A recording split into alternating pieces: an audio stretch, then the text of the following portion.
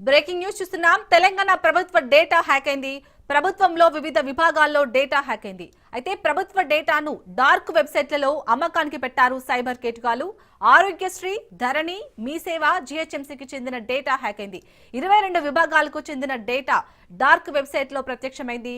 ఇక ఈ data hack విషయాన్నైతే ప్రభుత్వ విభాగాలైతే గుర్తించలేదు. సెక్యూరిటీ లోపాలు ఉన్న విభాగాలు టార్గెట్ చేస్తున్నాయి. డేటా చోరీ చేస్తున్నారు కేటుగాళ్లు. ఇక ఇటు డేటా చోరీపై అయితే ఎలాంటి ఫిర్యాదులు అందలేదన్నారు తెలంగాణ పోలీసులు. రైట్, ఇదే అంశానికి సంబంధించి పూర్తి డీటెయిల్స్ మా క్రైమ్ బ్యూరో చీఫ్ మధు అందిస్తారు. మధు, మొత్తానికి డేటా అయితే హ్యాక్ అయినట్టుగా తెలుస్తుంది. అప్డేట్స్ ఏంటి? తెలంగాణ పోలీసులు అయితే ఇప్పటివరకు ఎలాంటి సమాచారం రాలేదంటున్నారు. అసలు డీటెయిల్స్ ఏంటి?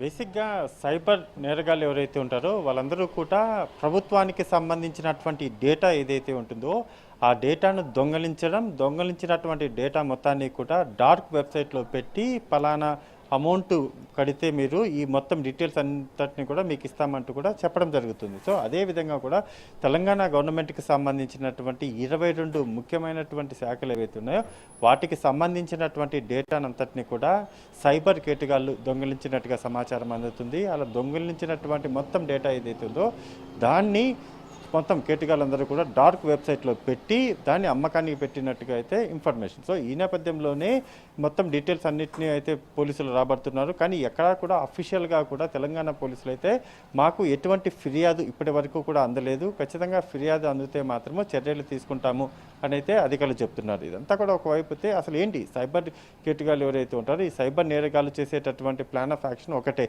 ప్రధానంగా కూడా ప్రభుత్వానికి సంబంధించినటువంటి వెబ్సైట్స్ ఏవైతే ఉంటాయో ఆ వెబ్సైట్లో చాలా అత్యంత కీలకమైనటువంటి ఇన్ఫర్మేషన్ ఉంటుంది. అండ్ మోర్ ప్రజలకు సంబంధించినటువంటి ఇన్ఫర్మేషన్తో పాటు ప్రభుత్వానికి సంబంధించినటువంటి పథకాలు ఏవైతే ఉంటాయో ఆ పథకాలకు సంబంధించినటువంటి డీటెయిల్స్ అన్ని కూడా అందులో పొందుపరుస్తూ ఉంటారు.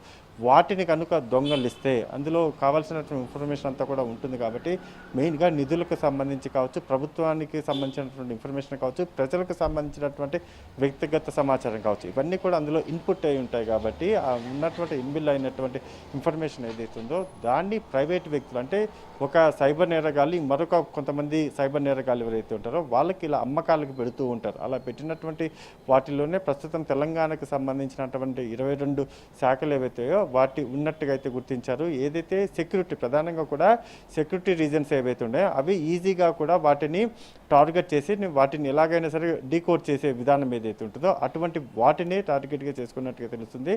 వాటన్నిటికీ సంబంధించి కూడా పోలీసులు ఎంక్వైరీ జరుపుతున్నారు. ఖచ్చితంగా కూడా ఎవరైతే ఈ సైబర్ నేరగాళ్ళు ఉన్నారో డెఫినెట్గా వాళ్ళు ఇవన్నిటి కూడా 22 వెబ్సైట్లకి కేసు అయితే నమోదు చేయబోతున్నారు. నిందితులను కూడా పట్టుకునే అవకాశం లేకపోలేదు.